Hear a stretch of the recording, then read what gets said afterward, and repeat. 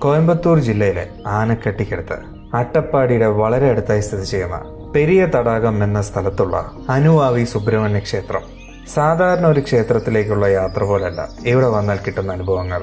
കൊടും കാടിന് നടുവിൽ മലയുടെ മുകളിലായി സ്ഥിതി ചെയ്യുന്ന സുബ്രഹ്മണ്യ ക്ഷേത്രവും ശിവക്ഷേത്രവും ഏകദേശം 500 സ്റ്റെപ്പുകൾ കയറി വേണം മുകളിലേക്ക് എത്താൻ.